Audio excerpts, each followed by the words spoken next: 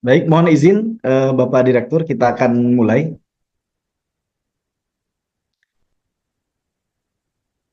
Silakan, Pak.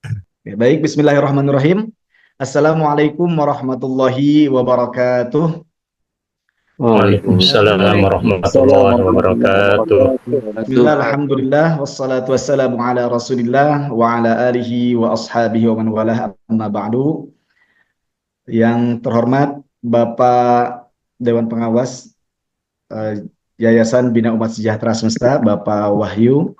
Yang terhormat Waalaikumsalam. Bapak Ketua Yayasan, Bapak Profesor Dr. Syed Ismail. Kemudian yang terhormat Badan Pengelola Pendidikan, Bapak Haji Herianto, MPD, juga ada Pak Basyari.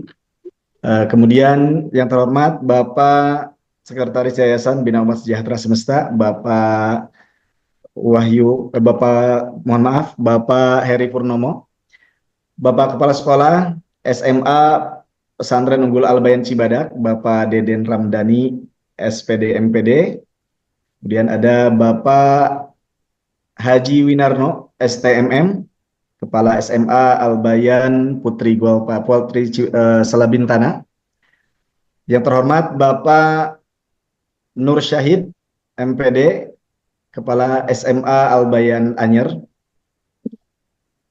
Yang terhormat Bapak Denny Awaludin, SSI, Bapak Kepala SMA Al-Bayan Putri Gualpara, dan Bapak Rudi Hendriawan, ST, serta Bapak Ibu sekalian yang hadir pada kesempatan kali ini dari semua unit SMA Pesantren Unggul Al-Bayan Cibadak, Anyer, Selabintana, Gualpara, Cianjur, juga SMP IT Nurul Rahman, ya, kami ucapkan selamat datang Bapak Fauzan LC untuk Kepala SMP IT Nurul Rahman Depok, dan Bapak Muhammad selaku Kepala SMA Nurul Rahman Depok. Perkenalkan, saya Iwan Zainal Arifin, salah satu guru atau pendidik di SMA Pesantren Unggul Al-Bayan Cibadak yang akan memandu acara pada kesempatan sore hari ini. Baik, Bapak Ibu sekalian, insya Allah acara ke depan, insya Allah kita akan menjalani beberapa mata acara. Yang pertama, pembukaan. Untuk yang kedua, pembacaan ayat suci Al-Quran. Yang ketiga, sambutan Direktur Badan Pengelola Pendidikan. Yang keempat, sambutan dari Ketua Yayasan Bina Umat Sejahtera Semesta. Dan yang kelima, ini acara intinya yaitu tausiah atau ceramah. Dan terakhir doa penutup. Baik, kita akan melangkah ke acara yang pertama yaitu pembukaan. Mari kita sama-sama buka kegiatan kita pada kesempatan sore ini dengan sama-sama membaca lafaz basmalah. Bismillahirrahmanirrahim. Bismillahirrahmanirrahim. Bismillahirrahmanirrahim. Bismillahirrahmanirrahim. Selanjutnya, untuk mengharapkan ridha Allah Subhanahu wa Ta'ala dan keberkahan untuk kita semuanya, acara yang kedua yaitu pembacaan ayat suci Al-Quran yang akan disampaikan oleh Al-Ustadz Al-Mukarram Bapak Abdullah Bailubis SAG. Kepada Al-Mukarram disilahkan. Assalamualaikum warahmatullahi wabarakatuh. Waalaikumsalam warahmatullahi wabarakatuh. A'udzu billahi minasy syaithanir rajim.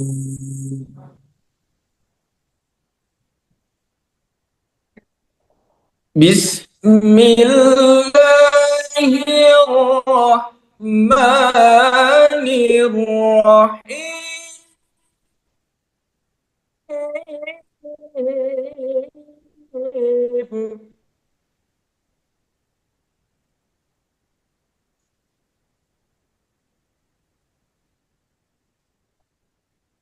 يا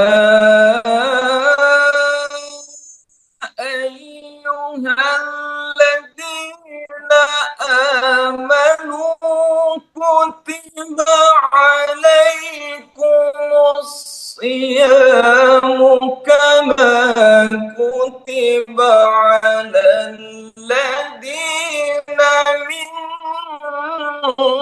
قبلكم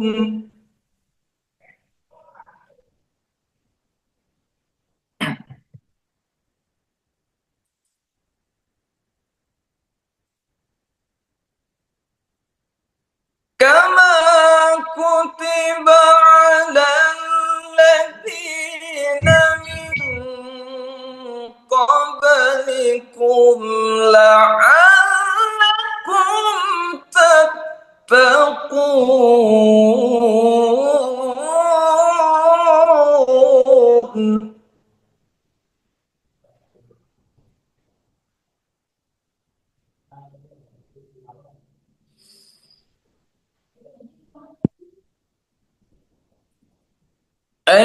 أياما معدودات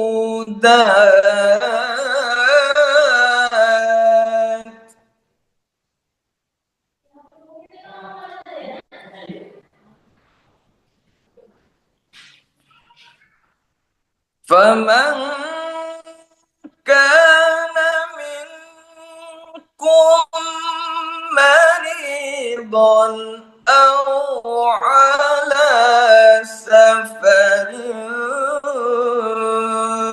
فعدة من أيام أخر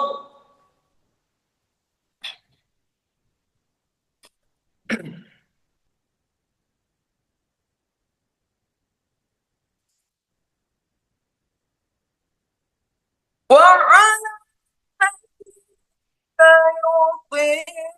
يطيقونه فدية طعام مسكين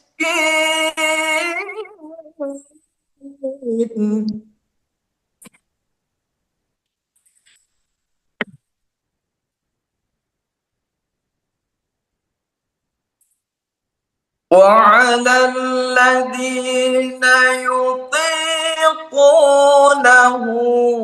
فدية طعام مسكين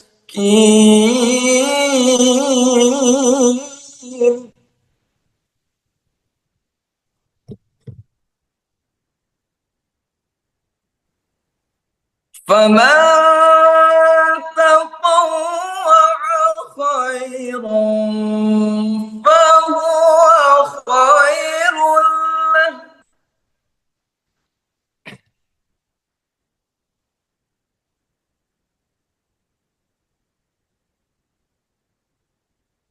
وأن تصوموا خير لكم إن كنتم تعلمون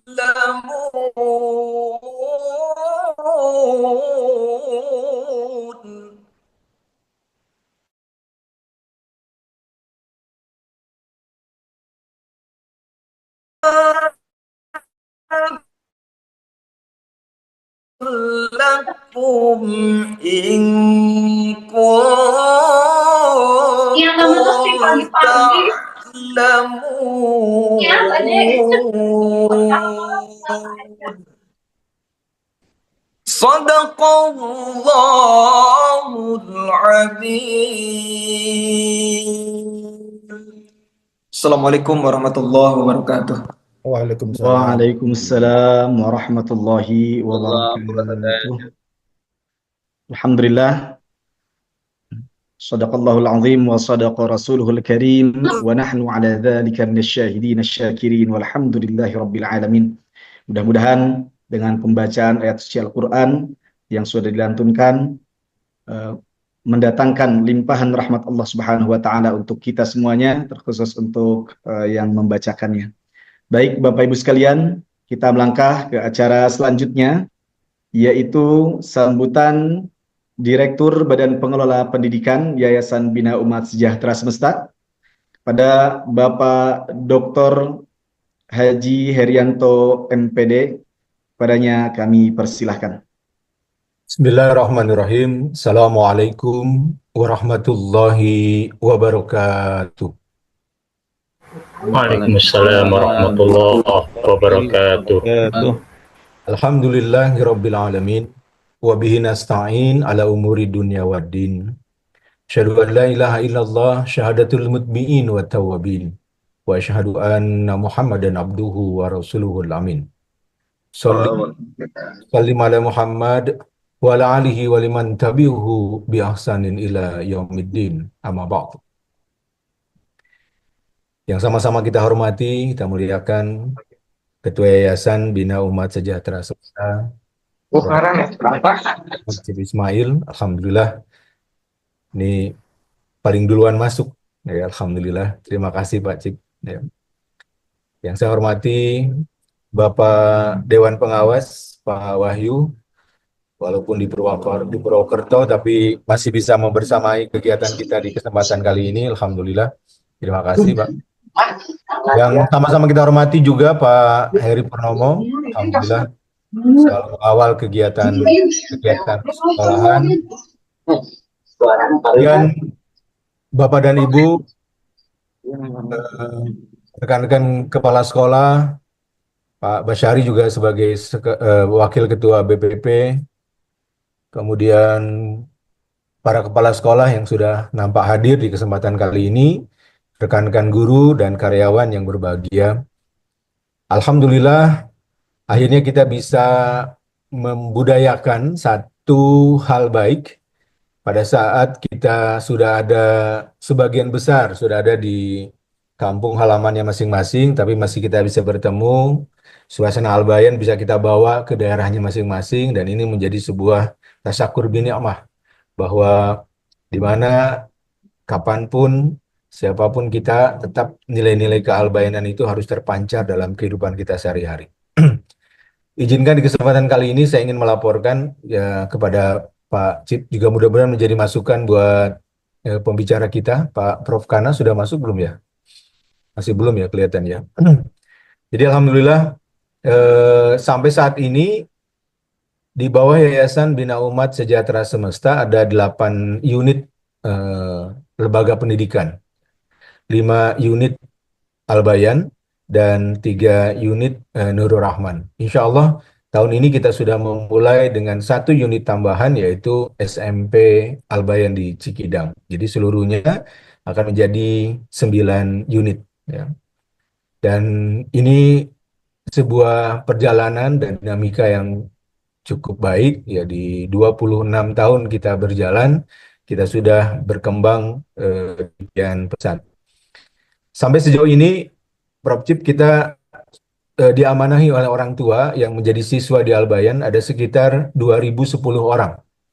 Dari SMP, Nurul Rahman, SMA, dan kemudian semua unit Al-Bayan itu ada 2010 orang. Insya Allah ini akan bertambah karena beberapa unit itu bertambah jumlah, ya, bertambah jumlah. Di SMA Nurul Rahman kita akan maksimalkan di angka jumlah siswa, mudah-mudahan bisa di angka 36 maksimal ya di tiap kelasnya. Kemudian juga Pak Rudi di Cianjur juga insya Allah tahun ini menjadi tahun ketiga sehingga jumlah siswanya akan lebih banyak bertambah. Ya. Dan sejauh ini hampir semua unit sudah melaksanakan PPDB, hanya tinggal melengkapi saja. Kekurangannya tinggal sedikit lagi. Memang ya agak mencolok kekurangannya di Al-Bayan Goalpara, kurang lebih sekitar 25-an lah kekurangannya. Tapi insya Allah waktu kita masih panjang untuk bisa kita lakukan penerimaan peserta didik baru. Alhamdulillah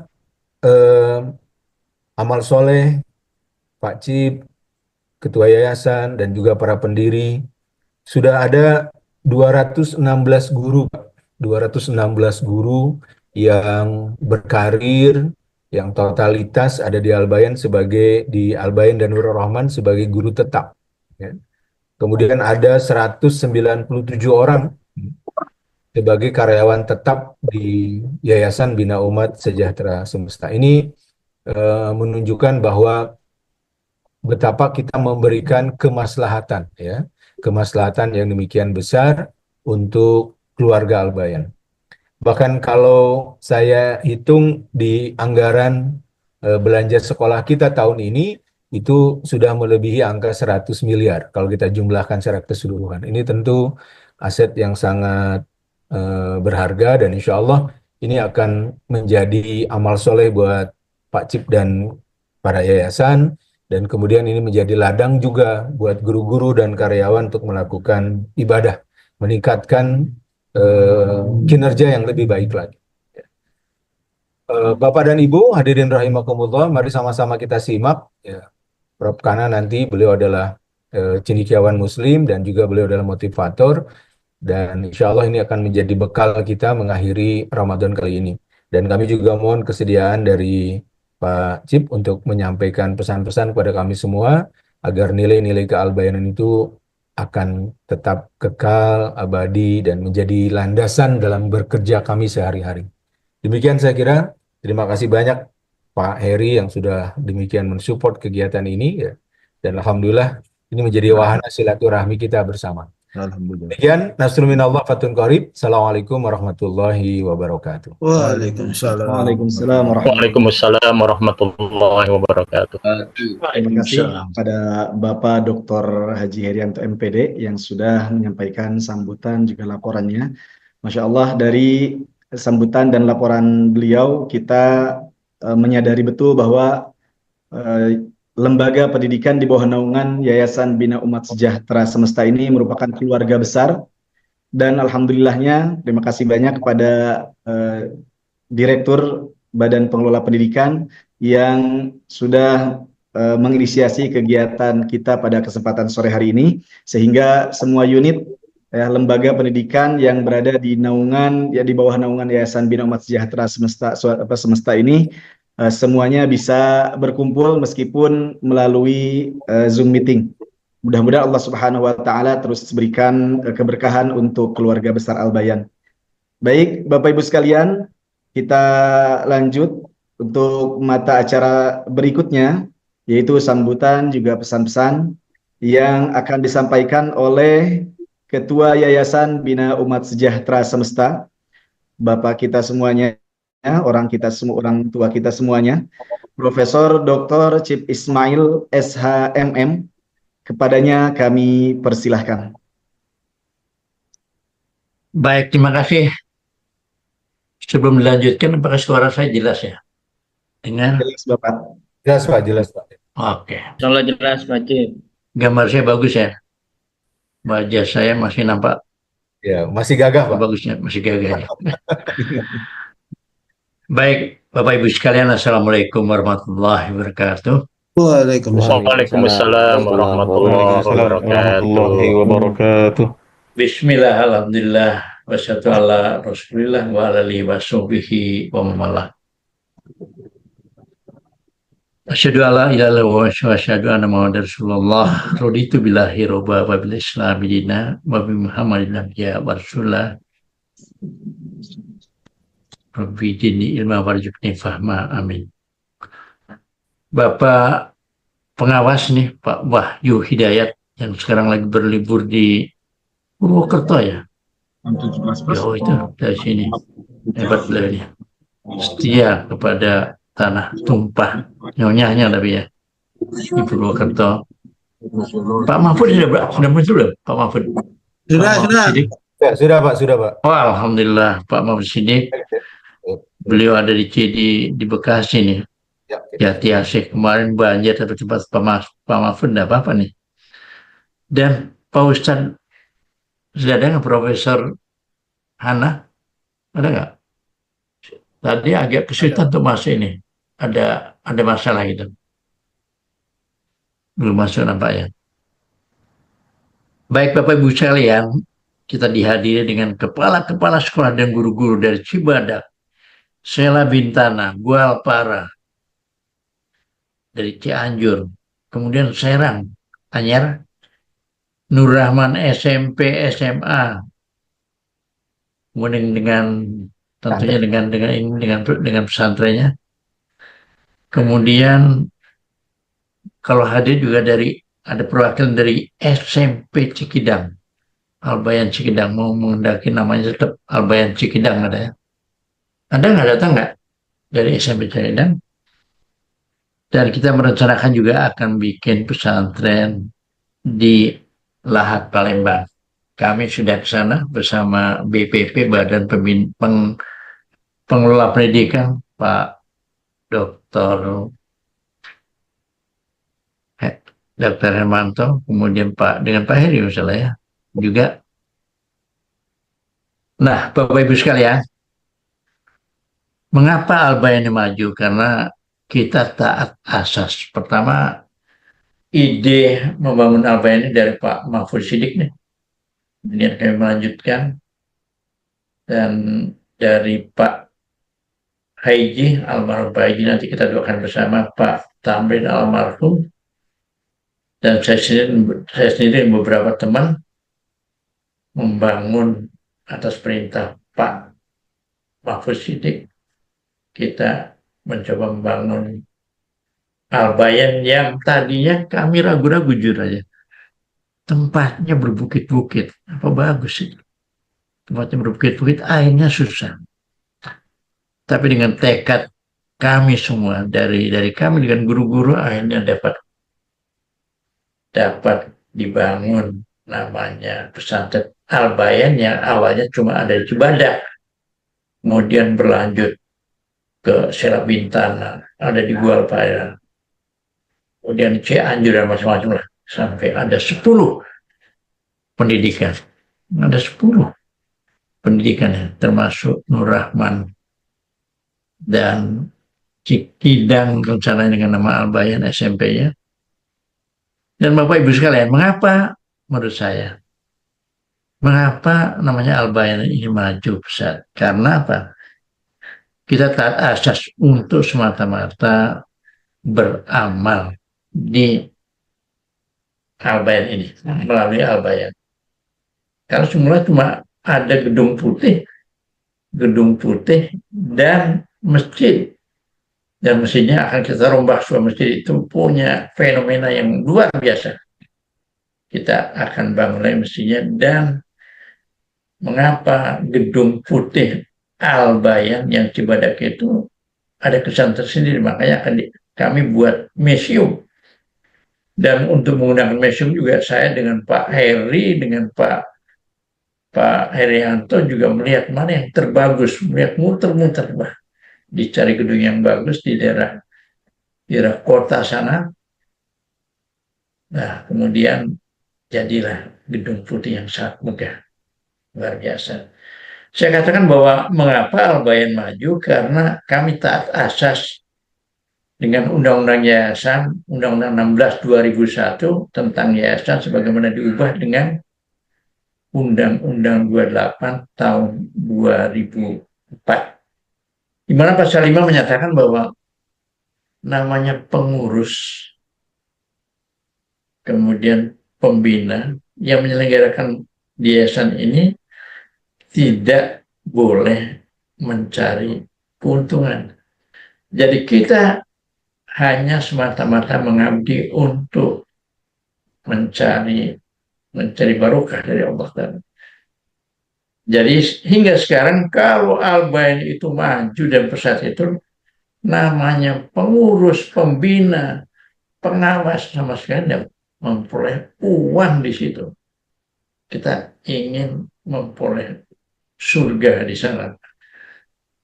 Nah, dengan demikian juga hendaknya, dan ini sudah dijalankan juga para kepala sekolah yang jauh di mana di yang sekarang itu di Anyer sampai di Cianjur dan segala macam, hendaknya sama, punya progres yang sama, bahwa hendaknya namanya yayasan, ketua yayasan sebagai penyelenggara yang melaksanakan ada kepala sekolah tidak mencari keuntungan. Kalau ada keuntungan, ada kelebihan, bukan keuntungan, digunakan untuk membangun pendidikan sekolah itu sendiri. Makanya setiap orang, setiap jamaah yang datang untuk melihat Al-Bayan di Sukabumi, mereka sangat terkejut dan bangga. Wah, luar biasa. Pesantren punya Satu, dia contohnya di Cibadak, satu-satunya pesantren yang mempunyai kolam renang, ada gedung olahraga, ada lapangan futsal, ada masjid, dari masjidnya jelasnya, ada perumahan guru-guru, kemudian gedung sekolahnya juga baik, kemudian ada lagi tempat khusus untuk makan yang luar biasa, ada gym, kemudian juga ada seni, ada namanya tempat untuk forecasting.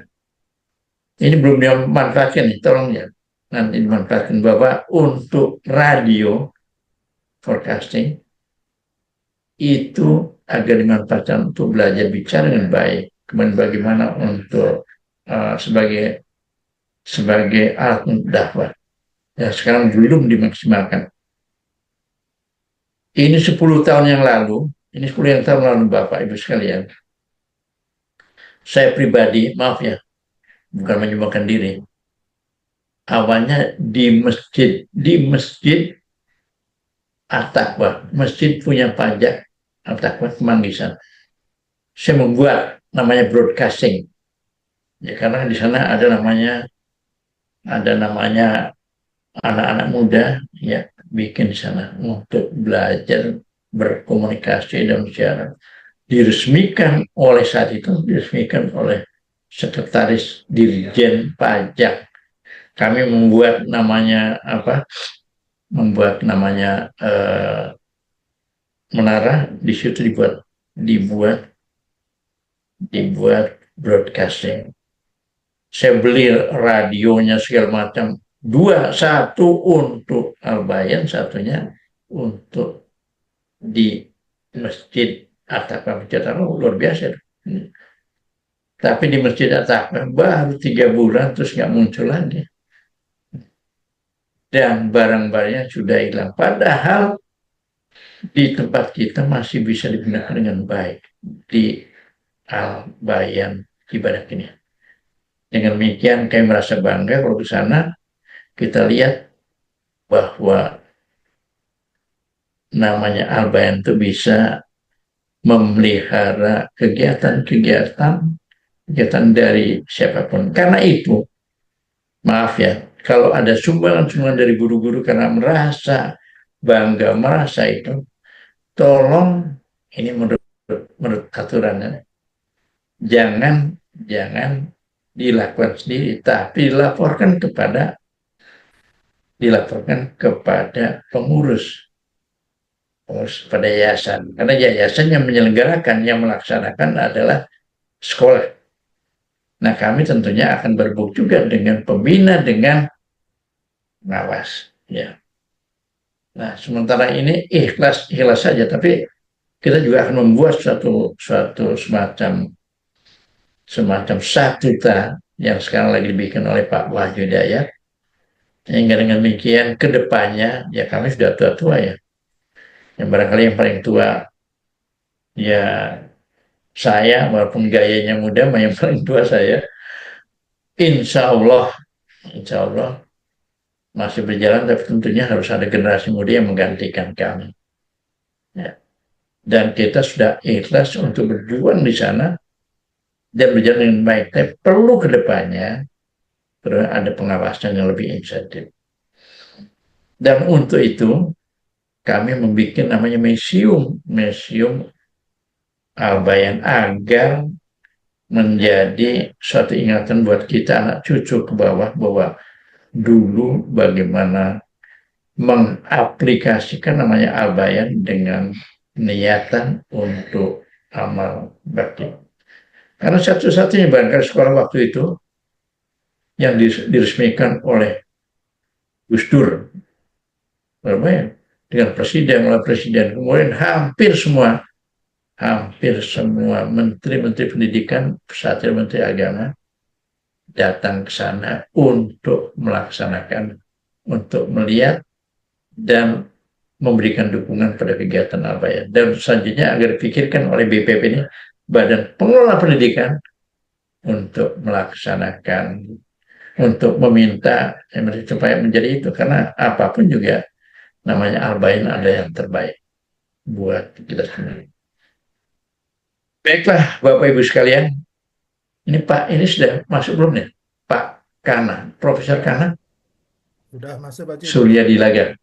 Sudah on cam. Prof Kana, ada? Belum ya. Baik, dengan demikian sambil kita berdiskusi silakan saya kembalikan kepada MC-nya. Kami mengucapkan banyak terima kasih atas segala dukungan dan kami rencananya sudah sampaikan juga kepada pembina Pak Mahfud, dan tadi pagi saya ke Pak Karsono sebagai pembina juga, bahwa kita merencanakan setelah Lebaran ini kita akan meresmikan SMP Al-Bayan, kemudian rencananya kemudian akan ke Gualpara dan Syara Bintana dan Gualpara, nginepnya di Sukabumi. Direncanakan Pak Wahyu dan Bu Wahyu, Pak Mahfud dengan Bu Mahfud, dan Pak ini juga dengan Ibu ini, Pak ini. Dan saya dengan Pak Heri aja lah, berdua.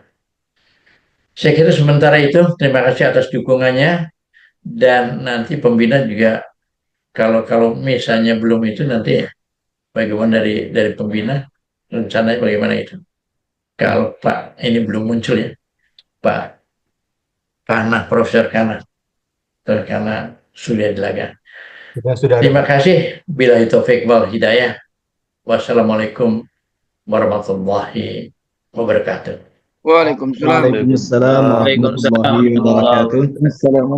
Waalaikumsalam warahmatullahi wabarakatuh. Terima kasih kepada Bapak Profesor Cip Ismail, orang tua kita semuanya, yang sudah menyampaikan sambutan juga pesan-pesannya.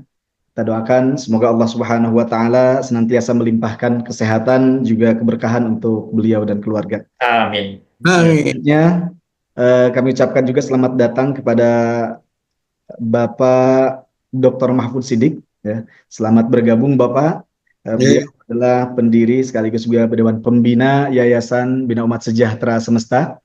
Dan mohon berkenan kepada Bapak Dr. Mahfud Siddiq untuk langsung aja supaya waktunya tidak Oke, baik.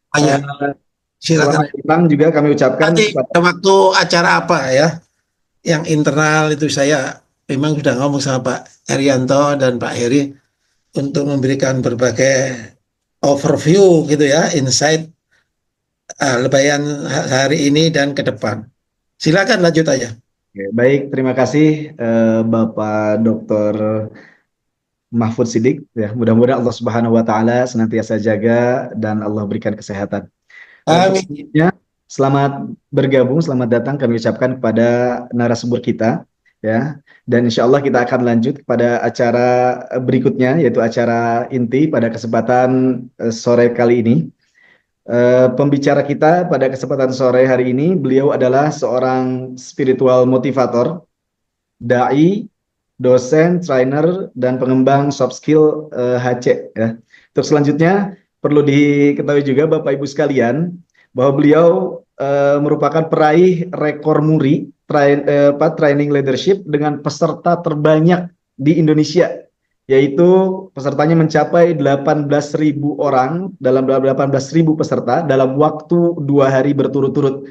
Masya Allah. Selanjutnya, untuk jenjang pendidikan beliau, S1 Komunikasi dan Penyiaran Islam UIA Jakarta. Untuk S2-nya beliau di Magister Manajemen SDM UPI YAI, S2 Psikologi, juga S2 di Syariah UIN Jakarta, dan untuk S3-nya beliau di S3 Ekonomi Islam UIN Jakarta. Baik, Bapak Ibu sekalian, mari sama-sama kita simak tausiah atau ceramah yang akan disampaikan oleh Bapak Profesor Dr. M. Kanasutrisna Surya Dilaga, MM, MAG, MC.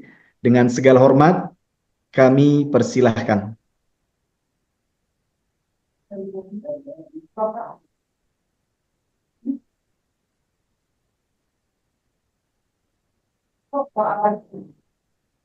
Assalamualaikum warahmatullahi wabarakatuh. Wah, Waalaikumsalam warahmatullahi wabarakatuh. Assalamualaikum. Enggak sedikit ya. Baik, Assalamualaikum warahmatullahi wabarakatuh. Waalaikumsalam warahmatullahi wabarakatuh. Alhamdulillahilladzi an'amana bi ni'matil iman wal islam. Asyhadu an la ilaha illallah wa asyhadu anna Muhammadar Rasulullah. Subhanaka la ilma lana illa ma 'allamtana innaka antal alimul hakim. Rabbi shrah li sadri wa yassir li amri wahlul 'uqdatam min lisani yafqahu qawli amma ba'd. Bapak yang dirahmati Allah Subhanahu wa taala, bersyukur kita kepada Allah karena hari ini kita bisa dipertemukan, karena sungguh tanpa izinnya, sehebat apapun kita punya acara, sehebat apapun kita punya cita-cita, kalau Allah tidak takdirkan, hari ini saja internetnya kadang muncul, kadang hilang ya. Itulah bagian daripada takdir, tapi kita nggak boleh menggantungkan kepada takdir kita sendiri yang coba merubahnya. Kenapa? Karena ada takdir yang harus bisa rubah, ada takdir yang memang sudah pasti, yang memang nggak bisa dirubah sama sekali. Kalau kaitan dengan internet itu bisa dirubah sebetulnya. Ketika jaringannya kurang bagus, bisa jadi mungkin jaringannya memang yang kita pilih adalah jaringan yang memang nggak bagus. Nah, sebab itulah Bapak Ibu yang dirahmati Allah Subhanahu wa taala, maka mohon dimaklum karena memang ketika kita mengadakan pertemuan dengan menggunakan media, kadang ada saja masalahnya. Jangankan melalui media yang melakukan dengan langsung saja, kadang-kadang ada juga trouble-nya. Tapi yang jelas dengan niatan yang tulus, dengan niatan yang kuat, kita ingin melakukan sebuah acara untuk tujuan ukhuwah, silaturahim, maka ini Allah takdirkan. Mohon maaf kalau suara saya agak parau, karena sehari ini bisa sampai 5 teman acara. Ini tadi baru saya selesai acara, begitu sampai ada pembelajaran bagi saya nih. Segala sesuatu itu kalau dilakukan dengan cara yang kurang prepare, itu kan kurang persiapan, itu tergesa-gesa akhirnya. Dan begitu tergesa-gesa, bisa saja ada kemungkinan sukses, bisa kemungkinan juga gagal. Sebab itulah kita dalam hidup ini harus kita persiapkan segalanya dengan matang. Dan hari ini ada pembelajaran yang sangat amat berharga bagi saya. Karena bagi saya ini waktu yang begitu sangat singkat, harus mempersiapkan perlengkapan untuk mengikuti acara ini. Maka alhamdulillah ini karena kasih sayang Allah saja jaringannya jadi bagus. Kalau bukan karena kasih sayang Allah, ini kadang naik kadang turun ya. Dan mudah-mudahan Allah berikan jaringan ini menjadi jaringan yang terbaik. Meskipun sudah kita siapkan, kadang ada saja ya lag-nya ataupun masalahnya. Sebab itulah jangan pernah kita lupakan untuk bersyukur kepada Allah. Karena semuanya itu atas genggaman Allah. Lillahi ma fis samawati wa ma fil ardh. Semua ada yang di langit, semua ada yang di bumi, itu milik Allah. Dan bahkan nih pita suara ini milik Allah, tubuh ini milik Allah. Yang kapanpun Allah mau, itu Allah bisa hentikan itu aktivitas kita. Sebab itulah kita memohon kepada Allah, mudah-mudahan Allah lancarkan semuanya hingga bisa selesai acara ini dengan tuntas bagaimana yang diharapkan. Yang kedua, jangan pernah kita melupakan Teman-teman. Wah, bukan puasa. Lebaran. Benar. Ada suara ya. Suara saya jelas nggak Pak? Ini Bapak Ibu semuanya? Jelas Pak, jelas. Jelas, Pak. Jelas, Pak. Tadi ada yang bocor. Sebab itulah kita nih nggak boleh juga lupa kepada orang yang menjadi perantara datangnya kebaikan. Dan manusia yang paling baik yang harus kita tanamkan dalam pikiran dan hati kita adalah Kanjeng Nabi besar Muhammad SAW. Karena beliau dipilih oleh Allah, diutus oleh Allah untuk menyampaikan risalah. Dan risalah ini sampai kepada kita melalui pewarisnya, yaitu para ulama. Sebab itulah kita jangan lupa, kita doakan para ulama, dan kita ini bersolawat, itu bukan mendoakan Nabi, tapi ngucapin terima kasih kepada Nabi sebagai ungkapan rasa kegembiraan karena kita ini ditakdirkan oleh Allah untuk bisa menjadi pengikutnya Nabi Muhammad SAW. Dan mudah-mudahan sholawat ini oleh Allah disampaikan kepada beliau kepada keluarganya, kepada para sahabatnya, kepada tabi'ut tabi'in, dan juga kepada ulama yang menjadi pewaris para nabi, pewaris ajaran risalah Allah, risalah Rasulullah yang sampai kepada kita. Yang saya hormati pembawa acara yaitu Ustadz Iwan Zainal Arifin LC, kemudian pembaca Al-Quran Ustadz Abdullah Bailubid SPDI, kemudian juga Direktur BPP yaitu Dr. Herianto yang tadi sudah ngasih sambutan, saya tadi ikutin Pak Dr. Herianto. Mudah-mudahan Pak Dokter senantiasa oleh Allah dikasih sehat, bukan saja sehat tapi afiat, dipanjangkan umurnya dalam ketaatan kepada Allah Subhanahu wa taala.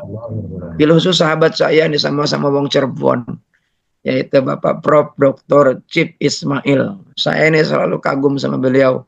Beliau ini meskipun sudah senior tapi ini stylenya style muda, karena memang frekuensi energinya selalu muda. Maka insya Allah kalau kita nih mencoba men-setting diri kita bahwa kita ini masih energik, masih kuat, maka Allah akan berikan sebagaimana janji Allah di dalam hadis kudusinya, ana idad doni abdi bi, aku tergantung dari prasangka hamba. Sebab itulah kalau kita nih berprasangka Allah baik, maka kebaikan akan menghampiri diri kita. Ketika Allah menganggap bahwa Allah ini enggak adil, maka ketidakadilan akan menghampiri diri kita. Bapak Ibu yang dirahmati Allah Subhanahu wa taala, tadi saya menyimak apa yang disampaikan oleh Bapak Direktur, yaitu Direktur BPP, yaitu Bapak Dr. Herianto, yaitu dan juga apa yang disampaikan oleh pembina Bapak Profesor Dr. Cip Ismail, bahwa Yayasan Al-Bayan, namanya Yayasan Al-Bayan ya. Yayasan Al-Bayan ini akan menjadi besar, yang awalnya itu keraguan, awalnya itu apa benar, apa iya, apa bisa, apa tidak gitu. Ternyata di luar jangkauan pemikiran justru menjadi besar. Itu semuanya adalah karena karunia Allah yang memang kita tanpa sadar memang mengundang kelimpahan, keberlimpahan, kemakmuran, itu memang kita minta sama Allah tanpa sadar. Ada sebuah konsep orang barat menyebutnya law of attraction, hukum ketertarikan. Jadi Bapak Ibu yang dirahmati Allah Subhanahu wa taala, bahwa yang namanya dunia ini adalah satu kesatuan gerak, satu kesatuan energi. Energi itu Allah yang atur, gerak itu Allah yang atur.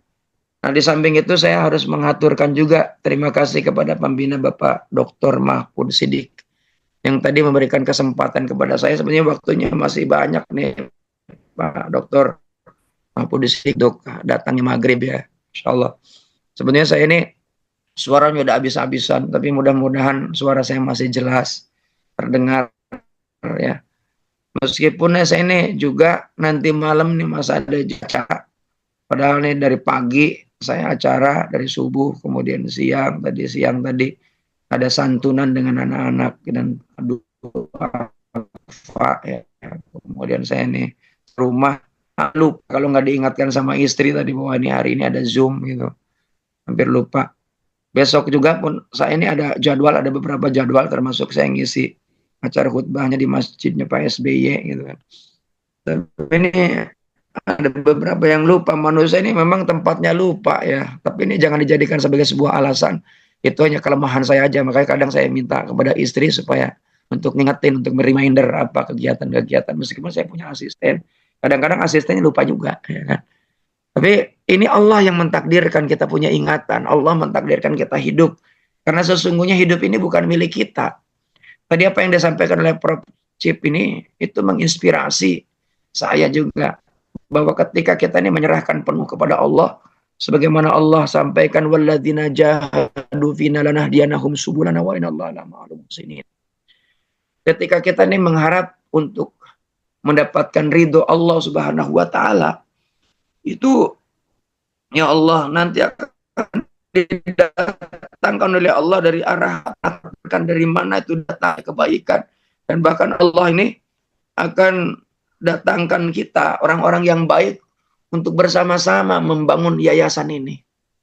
Ini ayat Al-Quran surat ke-29 ayat 69 surat Al-Ankabut, walladzina jahadu fina lanahdiyanahum subulana wa innallaha lama'al muhsinin. Ya kan, Allah kalau Allah nih yang menjadi tujuan kita, maka Allah akan menghampiri dalam Al-Quran, siapa yang ingat kepadaku, aku pun akan ingat kepada mereka, pada kita semuanya. Washkuruli wala takfurun, syukurlah engkau kepadaku, maka jangan ingkar. Maka ayat yang lain Allah menyebutkan, siapa yang syukur, Allah tambah tuh nikmat. Bukan jumlah ya, Allah tambah nikmat. Bukan kuantitinya, tapi kualitinya. Maka untuk apa kuantiti kalau tidak ada quality? Quality itu powerful dibandingkan dengan quantity. Jumlah uang kita banyak, tapi nggak ada quality, nggak mampu kita nikmati. Ada orang punya uang ratusan triliun, tapi justru akhirnya dipanggil dari pengadilan, bahkan istrinya pun terseret, ya kan? Saya nggak boleh nyebutin siapa namanya, ya, tapi ada kayak begitu. Ya, orang punya uang triliun, tapi akhirnya nggak ternikmati, akhirnya malah justru jadi masalah. Tapi ini Prof Chip ini banyak tinggal di masjid gitu kan. Saya kalau ngisi kajian di Masjid At-Taqwa itu kan berawal dari masjid. Saya ini suka ngisi juga kajian di Masjid Al-Azhar. Al-Azhar ini itu masjid penyebab di seluruh Indonesia, namanya Yayasan Al-Azhar ini. Kenapa? Karena orangnya itu tuh saya sangat sepakat dengan apa yang disampaikan oleh Prof Ismail. Para pengurus itu tidak memungut dan mengambil keuntungan dari yayasan ini. Kenapa? Karena memang yang namanya materi itu unlimited. Orang yang mengharapkan materi, kata Allah, "Luman 'alaiha fan wa yabqa wajhu rabbika dzul jalali wal ikram." Dunia ini fana. Ya kan? Materi ini fana. Yang tetap abadi hanya Allah. Maka kalau kemudian itu Allah yang menjadi tujuan, maka Allah akan memberikan yang namanya itu abadi hanya Allah. Ya, kullu man 'alaiha fan wa yabqa wajhu rabbika dzul jalali wal ikram.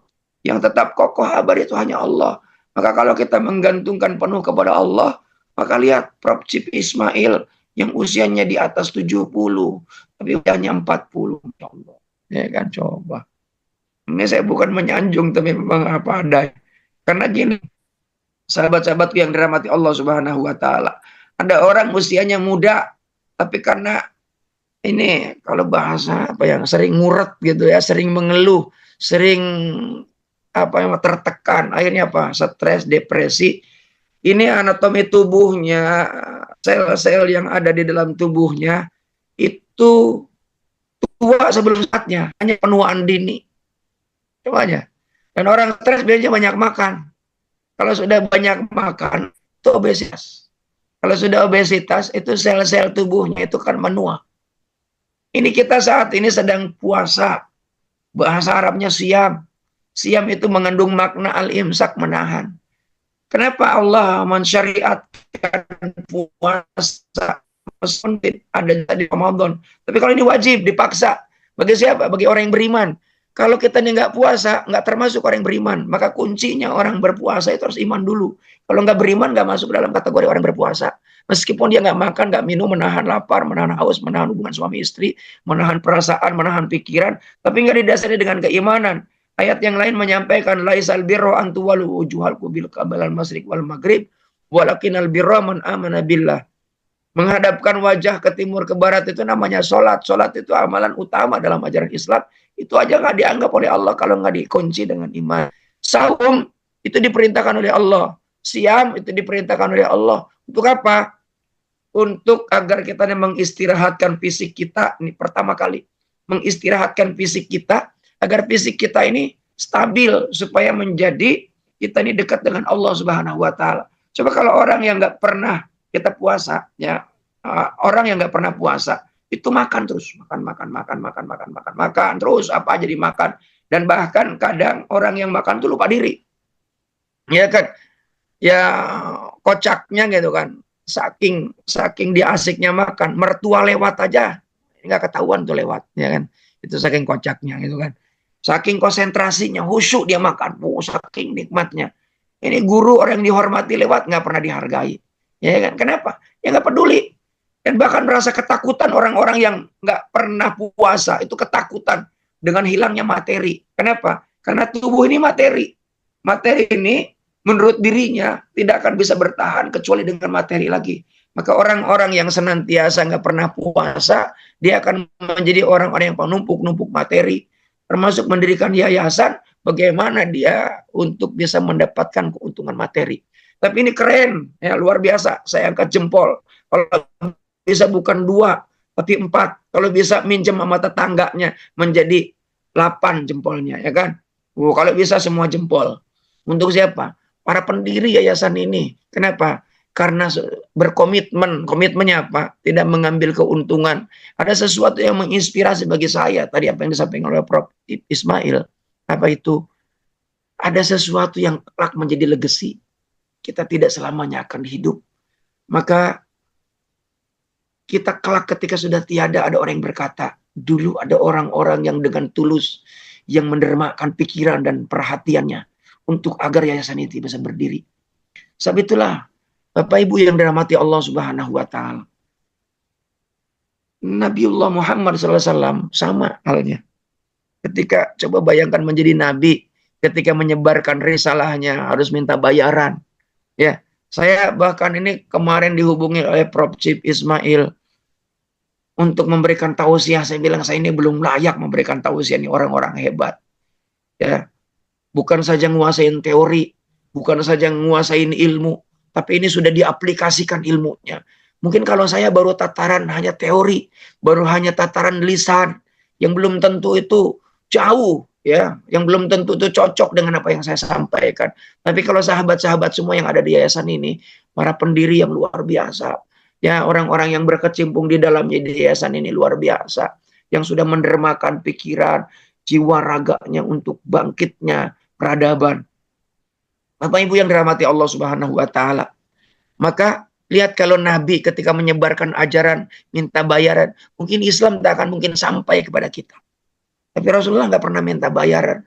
Bahkan Rasulullah tuh dicaci maki, Rasulullah dihina, Rasulullah bahkan diusir ketika hijrah ke Taif pada ingin membangun peradaban, malah justru diusir, anak kecil pun ikut Rasulullah. Sebab itulah saya ini malu dengan sahabat-sahabat yang ada di yayasan ini, terutama ada Pak Dr. Mahfud Siddiq, ada Pak Dr. Haryanto, ada Pak Prof. Dr. Chief Ismail, dan juga para yang lainnya. Mohon maaf kalau saya nggak sebut satu persatu, tapi ini luar biasa yang berada di tempat ini. Sebab itulah saya doakan mudah-mudahan sehat semuanya, dalam keafiatan, dimudahkan segala urusan kebaikannya oleh Allah. Amin, amin, amin. Ya, dimuliakan dunia dan akhiratnya ketika kelak wafat oleh Allah dalam kemuliaan, dalam husnul khotimah. Saya ini hampir meneteskan air mata sebetulnya, sahabat-sahabatku, dengan ketulusan sahabat-sahabatku untuk bisa mendermakan seluruh jiwa raganya agar yayasan ini menjadi besar. Apalagi tadi saya dengar itu akan diresmikan sekolah ini SMP, ya. Tadi saya dengar ada gymnya, ada radionya, ada tempat basketnya. Ya Allah, Rabbi. Memang Islam itu, Pak, luar biasa. Islam itu cerdas, Islam itu kaya, Islam itu indah. Jadi yayasan itu betul, Pak, tidak kumuh, yayasan itu tidak kotor, yayasan itu tidak lusuh orang-orangnya, ya kan? Penampilannya menarik, penampilannya luar biasa, sehingga orang melihat Islam itu ya'lu ala yu'la alai. Islam itu tinggi dan tidak ada yang menyamai ketinggiannya. Orang-orangnya santun, orang-orangnya ramah, tidak sombong, tidak angkuh dengan apa yang sudah dilakukan. Saya kalau lihat Prof. Chief Ismail itu, ya Allah, dia orangnya low profile, ya. Pakai mobil padahal sanggup itu pakai mobil yang paling mahal, tapi pakai mobil-mobil yang biasa-biasa saja tuh. Ya. Toh karena itu titipan dari Allah Subhanahu wa Ta'ala. Sahabat-sahabatku yang dirahmati Allah Subhanahu wa Ta'ala, Islam yang diajarkan oleh Rasulullah kepada kita adalah sebuah ajaran yang memang mengajarkan kepada kita agar kita nih senantiasa terus berpikir. Kalimat berpikir di dalam Al-Quran begitu banyak diulang-ulang. Ada yang menyebutkan 71, ada yang menyebutkan 83, ada yang menyebutkan 93. Intinya lebih dari 3, banyak sekali. Kita diperintahkan dengan beberapa macam diksi yang disebutkan dalam Al-Quran. Afala taqilun, afala tatadabbarun, afala tubsirun, liulil albab. Itu diulang-ulang. Diulang-ulang. Terus diulang-ulang. Maka Al-Bayan ini lahir. Al-Bayan ini hadir untuk memberikan kecerdasan kepada umat. agar umat Islam itu yang dulu pada abad ke-7 sempat mengalami yang namanya abad kebangkitan yang disebut dengan Renaissance. Bahkan Rasulullah SAW membangun peradaban yang tidak lebih kurang selama 20 tahun, bahkan 10 tahun pertama Rasulullah membangun peradaban yang ada di Madinah, yang dulunya Yasrib. Jangankan orang datang ke tempat itu, membayangkan, memikirkan saja Yasrib itu orang ogah, orang nggak mau. Ya kenapa? Karena kriminalitas itu tinggi, ya kan, kejahatan begitu sangat luar biasa. Ya, orang bahkan membebaskan, menghalalkan dengan segala macam cara agar dia bisa berkuasa. Tapi dengan datangnya Rasulullah SAW hijrah dari Mekah ke Madinah, yang dulunya Yasrib, dibangun peradaban 1 tahun, 2 tahun, 3 tahun, sampai 10 tahun. Yang dulunya Rasulullah melakukan yang namanya dakwah di Mekah 13 tahun lamanya, tapi perkembangannya begitu sangat minim. Para sejarawan mungkin kalau orang yang tidak membukanya sejarah dengan baik dan benar, dianggapnya gagal Rasulullah berdakwah di Mekah. Kenapa? Karena pengikutnya di bawah 100 pada 13 tahun. Rasulullah tahu betul, sadar betul, maka Rasulullah harus melakukan hijrah.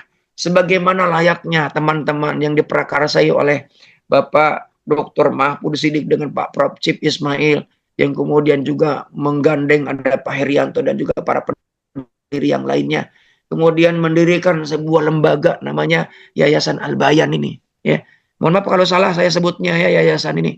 Ya, betul yayasannya Al-Bayan ya? Bukan, Pak. Yayasannya Bina Umat Sejahtera Semesta. Oh, yayasannya Bina Umat Sejahtera. Ya Allah. Semesta. Saya mohon maaf kalau salah sebut ya.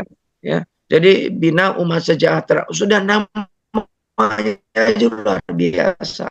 Bina Umat Sejahtera, bina umat supaya menjadi orang yang sejahtera. Maka ada sekolah namanya Al-Bayan, betul ya gitu ya? Iya. Koreksi kalau salah Prof. Cip, betul ya? Sekolah Betul. namanya yayasan ya, berdirilah sekolah namanya Al-Bayan, yayasannya Bina Umat Sejahtera. Ini dengan nama yayasannya luar biasa, sudah terpikirkan dalam benak pikirannya dan hatinya untuk mensejahterakan umat dengan apa yang dilakukan. Sudah betul dengan pendidikan, karena dengan tanpa pendidikan Rasulullah pun menyampaikan ini ibadah saja, kalau nggak pakai ilmu itu mardudotun latuk balu, ditolak oleh Allah kalau ibadah nggak pakai ilmu. Makanya sudah betul, makanya pahalanya luar biasa nih para dewan pendiri yayasan ini, yang kemudian sudah mendirikan sekolah-sekolah, yang kemudian rencananya itu ada di Palembang. Mudah-mudahan itu beredar bukan saja di Indonesia, tapi beredar sebagaimana kayak Turki. Itu yayasan Turki, itu yayasan Turki Utsman itu beredar di seluruh dunia, ya kan? Ya, sebab itulah Bapak Ibu yang dirahmati Allah Subhanahu wa taala, bahkan saya pun rela juga nih kalau mau dilibatkan itu untuk menjadi bagian daripada yayasan sejahtera umat itu, insya Allah saya siap, ya kan? Dan Bapak Ibu yang dirahmati Allah Subhanahu wa taala, maka ketika Prof. Cip minta saya, kemudian minta nomor rekening ya menjadi pembicara, saya malu juga sebetulnya Prof. Cip. Harusnya saya bilang saya dilibatkan, ini pun saya udah alhamdulillah, ya Allah, udah alhamdulillah.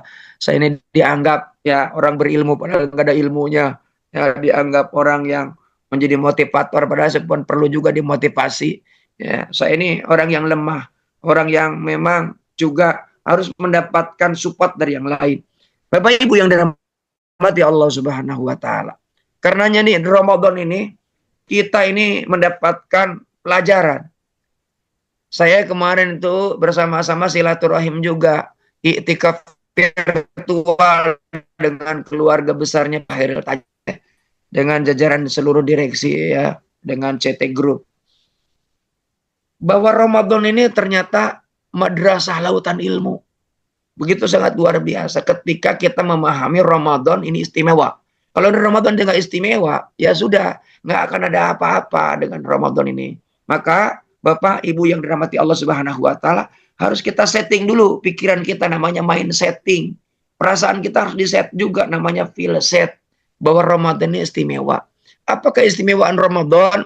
Keistimewaan Ramadan itu pertama, Rasulullah itu menyampaikan melalui lisannya yang agung, idza ja'a Ramadan, ketika bulan Ramadan, futihat abwabul jannah, dibukanya pintu surga, wa ghuliqat abwabun nar, ditutupnya pintu neraka, wasufidat sayatin, dibelenggunya setan-setan. Ini kan luar biasa. Meskipun pemahaman tentang redaksi hadis ini harus dipahami lebih mendalam. Kenapa? Karena kalau kita pahami secara teksnya, surga ini kan belum ada penghuninya. Jangankan penghuni, bahkan ada ulama yang berpendapat surganya pun belum ada. Bagaimana akan dibuka pintunya? Ya kan? Sementara surganya belum ada. Ini kan pendapat ulama ya. Kalau kita meyakini surganya udah ada, surganya belum ada penghuninya. Dalam riwayat yang lain, nanti yang membuka surga itu adalah Rasulullah Muhammad SAW. Kuncinya Rasulullah yang pegang. Ya, kita ini beruntung jadi umatnya Nabi Muhammad SAW. Nah kemudian, bahwa dengan datang Ramadan, Rasulullah menyampaikan bahwa dibukanya lebar-lebar pintu surga. Maksudnya apa? Ini harus dipahami secara konteks. Apa itu? Maksud, ya, isi. Artinya apa? Al-Jannah itu adalah identik dengan kesuksesan. Al-Jannah identik dengan kenikmatan. Al-Jannah identik dengan kebahagiaan. Dibukanya peluang kesuksesan, dibukanya peluang yang namanya kenikmatan, dibukanya peluang yang namanya kebahagiaan dengan datangnya surga. Salah satunya dengan kita yakin, ya, bukan salah satu, ada dua bagi orang yang meyakini ibadah siam, saum. Apa itu kata baginda Nabi? Farhatani inda soim. Dua kebahagiaan. Ya, ini kan surga namanya. Dua kebahagiaan bagi orang yang berpuasa. Apa itu kebahagiaannya? Yang pertama indal iftar, ketika buka. Masya Allah. Ketika buka ini, bahkan ada riwayat bukan saja secara fisik kita nih, mental kita mengalami yang namanya tadi ini haus, lapar, lemes, datang makanan. Ya, nggak mesti harus pakai kurma. Datang lontong, bakwan, plus sambal kacang. Masya Allah, itu nikmatnya luar biasa. Ya kan? Ini sekarang aja udah kebayang. Ya. Apalagi kalau ngikutin sunnah, ada kurma. Ya kan? Kita makan kurma. Kemudian kita baca doa setelah tegukan air. Tuhabat doma wabtalatil aruk wasyabatul ajru insyaallah. Yang diawali dengan doa, Allahumma barik lana fima razaqtana wa qina adzabannar. Allahumma laka sumtu wa bika amantu wa la rizqika abtartu bi rahmatika ya arhamar rahimin. Oh, kita baca doa, ya Allah. Itu dikabulkan doanya oleh Allah. Ya, kan? Itu bukan iming-iming itu, tapi memang secara psikologis, fisik, itu waktu kita buka nikmatnya luar biasa. Makanya orang gegap gembita, bahu-membahu ketika ada buka puasa bersama. Ya Allah, nikmatnya luar biasa. Ya kan? Dan itu apalagi nanti ketika nih selesai siam, ya Allah, orang takbiran kadang meneteskan air mata. Itu kebahagiaan tersendiri yang gak bisa diungkapkan oleh kata-kata. Dan bahkan kebahagiaan bagi orang yang siam, yang mengakui bahwa Ramadan istimewa. Ini adalah yang kedua kebahagiaannya apa? Indal liqa'i rabbi, ketika berjumpa dengan Allah Subhanahu wa taala. Itu kenikmatan tertinggi. Bahkan ada hadis qudsi yang menyebutkan, sekiranya tahu bahwa kenikmatan yang tertinggi itu adalah jumpa dengan Allah, maka niscaya dia akan menyesal masuk surga. Begitu. Coba analogi sederhana itu begini. Misalnya bapak naksir seorang perempuan cantik, ya kan? Oh, kita ini naksir dropship, naksir wanita cantik, bukan? Dan si wanita cantik ini, pokoknya nggak ada duanya gitu wanita cantik itu. Dan ternyata direspon oleh wanita itu, kamu mau nggak nikah sama saya? Mau, gitu kan? Ya sudah, nanti saya akan siap-siap, ya tanggal sekian kita nikah, saya akan datang nanti. Oh iya, kita siapkan segala macamnya karena memang kita disambut. Begitu datang ke sana, tempatnya mewah, ya kan, hidangannya serba lengkap, pokoknya makanannya, wah, pakaiannya bagus-bagus, ya, disambut sama orang tuanya. Calon istrinya nggak ada, ya kan, meskipun tuh makanannya lengkap, tempatnya bagus, ya kan, calon istrinya nggak ada, kabur. Maka dijamin itu hilang seketika kenikmatan. Itu analogi sederhana. Ketika kita jumpa dengan Allah itu kenikmatan yang tertinggi, maka surga nggak ada apa-apanya, analogi sederhana itu. Maka, nah ini bagi orang yang berpuasa, dikasih kesempatan kebahagiaan, kata baginda Nabi, Nabi nggak akan mungkin bohong, karena Nabi ini selalu menyampaikan kata-katanya dengan sidik, tabligh, ya, patonah, amanah. Itu karakter yang dimiliki oleh Nabi Muhammad SAW. Makanya nih, Bapak Ibu yang dirahmati Allah Subhanahu wa taala, Ramadan harus ditangkap dengan keimanan. Ramadan harus ditangkap dengan keyakinan yang utuh. Kalau nggak iman, berat. Puasa ini secara fisik memang membuat menjadi lemes. Itu kita akui, lemes. Ya kan? Nah, sebetulnya kelembesan badan ini ya yang membuat kita menjadi lemas itu ternyata ada manfaatnya Pak secara fisik. Bapak Ibu yang dirahmati Allah Subhanahu wa taala, beberapa bulan yang lalu saya ini ada yang ngirimin tulisan, Pak. Ada yang ngirimin tulisan apa? Bahwa jemaah yang dimuliakan Allah Subhanahu wa taala, bahwa seseorang ya ketika dia puasa ya, ketika dia puasa, dia ini Bapak Ibu yang dirahmati Allah Subhanahu wa taala itu akan menjadi sehat tubuhnya. Tubuhnya akan menjadi sehat. Ada seorang yang mendapatkan penghargaan Nobel 2016 dari Jepang. Kalau tidak salah namanya Yoshi siapa tuh. Dia kemudian dia ahli bidang sel, ya, bidang sel. Dia melakukan sebuah riset sampai kemudian hasil riset itu diakui oleh dunia dan kemudian mendapatkan Nobel. Dan konsep itu dikenalkan kepada dunia namanya autopagi. Autopagi itu cara kerjanya, ya, cara kerjanya mendetoksifikasi tubuh kita dengan cara kita puasa antara 12 sampai 16 jam. Ya. Nah, orang ketika puasa 12 sampai 16 jam untuk supaya sehat, maka kita dapat sehat, tapi pahala nggak dapat. Orang Islam ini sehat dapat, pahala dapat. Itu luar biasa. Dan umat Islam itu diperintahkan puasa oleh Allah Subhanahu wa taala. Maka kita dapat tuh puasa, dapat kesehatan dengan puasa itu selama 12 jam. Cara kerja gini, bahwa sel tubuh kita ini ya, ada masanya, namanya masa expired. Maka sel tubuh kita akan mati yang sudah ditentukan oleh Allah. Tapi ini ada sel tubuh kita yang masih hidup. Maka kalau kemudian fisik kita terus-menerus mendapatkan suplai makanan, maka sel yang mati itu dibiarkan tetap melekat di dalam tubuh kita. Maka kemudian kalau orang terus-menerus itu dia makan, maka sel yang masih hidup itu akan mendapat suplai makanan yang cukup, bahkan lebih. Maka sel yang mati itu akan tetap melekat dan dengkir. Nggak bisa digosok dengan yang namanya skincare. Makanya lihat orang yang kebanyakan makan obesitas, tubuhnya berat. Dan mohon maaf, beribu maaf. Biasanya kalau orang badannya gemuk, kulitnya menghitam. Itu karena ada sel yang melekat itu lepas. Gimana caranya itu supaya menjadi glowing and whitening? Maka itu sel yang mati harus dimakan. Bagaimana cara memakan? Salah satunya biarkan memakan mati supaya si hidup yang mati itu cara kerjanya autopagi itu. Maka kita harus puasa selama 12 jam sampai 16 jam. Dibiarkan tubuh ini lapar, maka sel-sel itu akan memakan sel-sel yang masih mati, yang sudah mati. Maka tubuh kita akan menjadi sehat. Maka kalau kita makan terus-terusan obesitas, kalau kita makan tujuannya adalah agar kita mendapatkan suplai kalori. Nah, kalori ini tujuannya untuk tenaga. Ternyata tenaga kita nggak kepake, habis makan rebahan.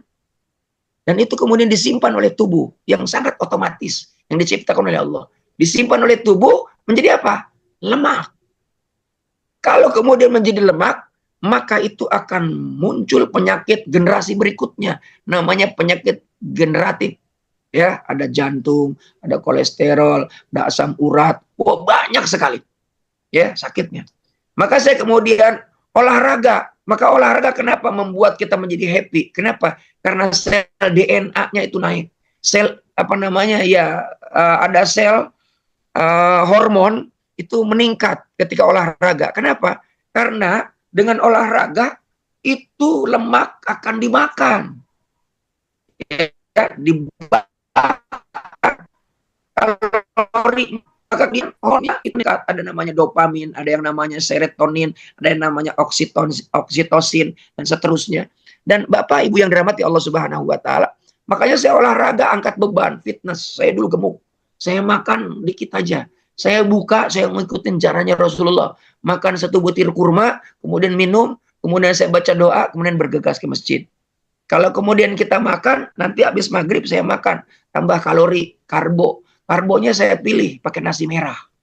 Kemudian lauknya apa? Lauknya saya rebus. Saya hindarkan garam, ya, walaupun pakai garam dikit. Kalau saya hindarkan yang namanya minyak, walaupun pakai minyak yang sehat karena ada. Saya usahakan itu. Rasulullah tuh makan gandum, ya, roti gandumnya tuh kalau ada di Arab itu, kalau orang yang nggak biasa makan gak enak, ya, gitu. Ini sampai jam berapa ya? Saya ngisi masih lama Pak, udah habis. Ustadz MC, Ustadz Iwan, apakah masih lama waktunya? MC sampai setengah barangkali Pak. Gimana? 10 menit lagi. Sekarang ya, yang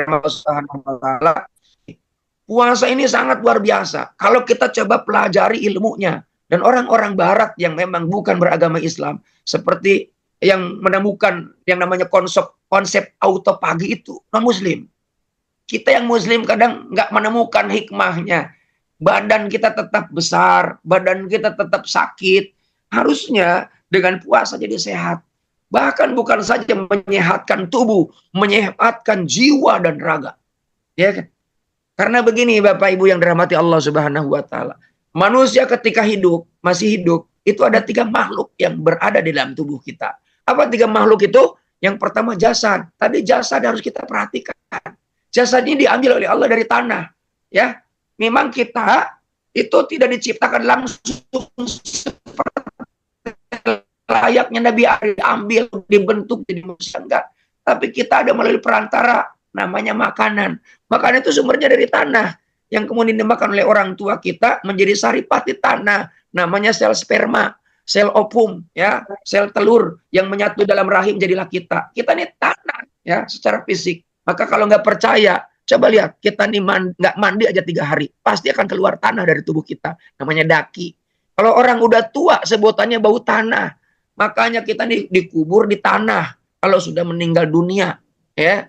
Jadi Bapak Ibu yang dirahmati Allah Subhanahu wa taala, jasad ini adalah makhluk Allah yang harus kita kelola dengan sebaik mungkin, ikutin aturan Allah, aturan Rasulullah. Maka kalau kita ngikutin, maka kita sehat, ya. Salah satunya puasa. Yang kedua, ada makhluk Allah yang kedua bagi manusia yang masih hidup, namanya ruh. Ruh ini adalah makhluk Allah yang paling taat. Dari mana saya tahu? Saya buka Al-Quran di dalam surat ke-7 ayat 172. Ruh ini dulu ketika masih ruh ditanya oleh Allah, ya. Apa yang ditanya oleh Allah itu ruh? Alastu birabbikum? Siapakah aku ini, kata Allah kepada ruh. Dan ruh serempak menjawab, qalu bala sahidna, aku bersaksi bahwa engkau adalah Tuhan kami dan kami adalah hambamu yang memang senantiasa harus mengabdi. Itu ruh. Sebelum itu disatukan dengan jasad.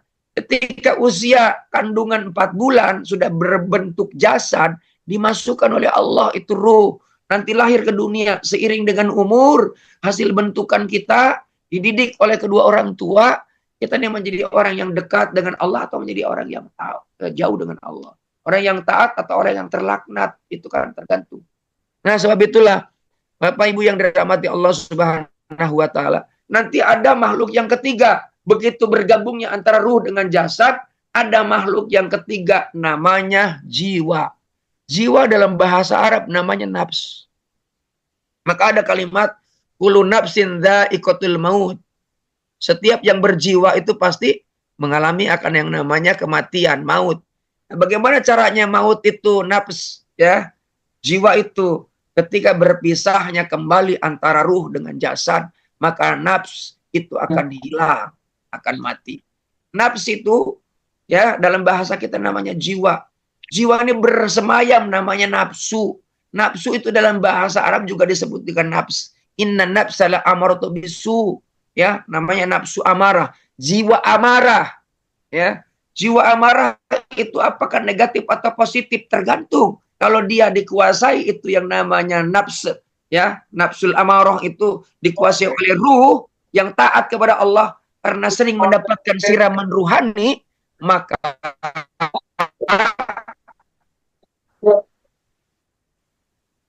itu namanya menjadi jiwa yang menyamai irji'i ila rabbiki radiyal mardiyah fadkhuli fi ibadi wadkhuli jannati. Kenapa? Karena tadi surat Yusuf ayat 53, inna nafsala amratu bisu ila marrahimar rabbi, kecuali yang sudah mendapatkan pencerahan dari Allah. Bagaimana cara mendapat pencerahannya? Hari ini kita mendapatkan siraman ruhani. Mungkin ini saja yang dapat saya sampaikan, ya, pas bahkan lebih 3 menit, jam 5:30, 3:03.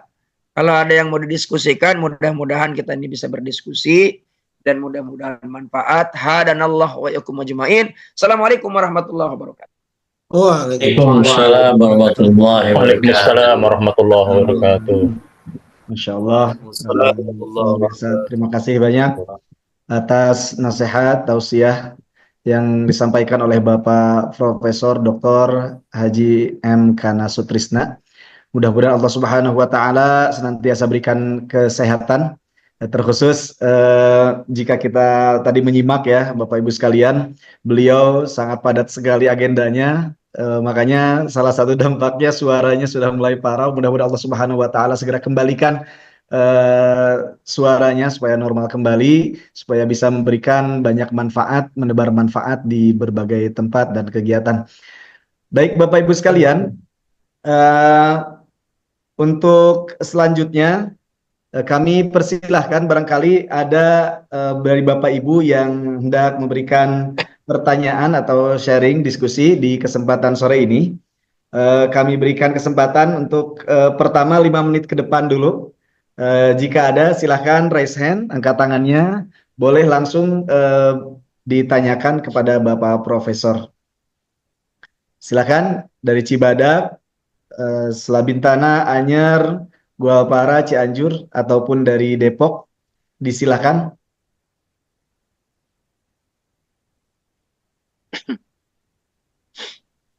Oke. Belum ada atau tidak ada nampaknya Pak Profesor. Kalau dalam istilah Sunda itu istilahnya tadi apa yang disampaikan oleh Pak Profesor itu munol, ya. Munol itu daging semua nih, ya. Masya Allah, luar biasa, banyak hal-hal yang bermanfaat, nasihat yang begitu bermanfaat untuk kami semuanya. Dan Bapak Ibu sekalian, saya sempat menyimak potongan video beliau di Instagram ataupun di TikTok, ya. Ada satu yang mengingatkan kepada kita bahwa Ramadan ini akan begitu istimewa ketika ada keimanan di situ. Makanya yang diseru oleh Allah Subhanahu wa taala, ya, untuk berpuasa itu ya orang-orang yang beriman. Beliau sampaikan dalam videonya, Ramadan jadi tidak istimewa ketika tidak ada keimanan di sana. Orang-orang menjalani hari-harinya seperti biasa saja.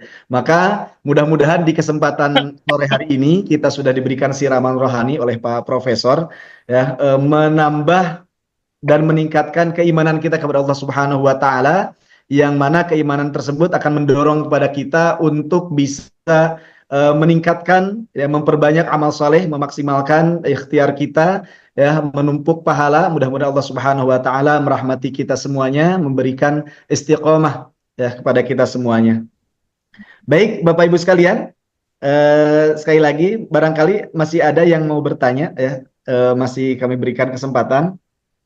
Ada yang raise hand tuh, Pak Ustadian? Saya dulu aja ya. Oke, baik, silakan Pak Direktur. Baik, terima kasih Prof. Karena alhamdulillah kita bisa bersilaturahmi nih. Ya, mudah-mudahan suatu saat kita bisa silaturahmi dalam bentuk offline nih. Ya kan? Amin ya Allah. Amin, amin ya Allah. Saya minta pandangan Prof tentang bagaimana pendidikan Islam. Ya. Kebetulan kami itu ada 2 model lembaga yang ada di bawah Yayasan Bina Umat Sejahtera Semesta ini. Yang pertama adalah Al-Bayan dengan boardingnya, dan yang kedua Nurul Rahman dengan full day-nya. kami ingin coba memberikan jawaban tentang kebutuhan masyarakat akan pendidikan yang lebih baik gitu. Kira-kira komentar Prof sendiri tentang pendidikan Islam itu seperti apa, dan khususnya untuk sekolah boarding itu sisi-sisi apa yang memang harus kita coba berikan titik tekan gitu. Terima kasih Prof.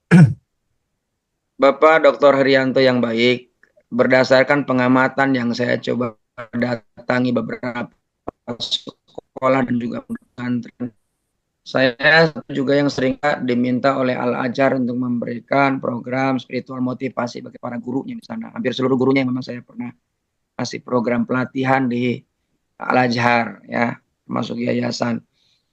Dan memang saya coba perhatikan, ya kan, di Indonesia ini ada dua lembaga besar, ada NU dan Muhammadiyah. Masing-masing punya kelebihan.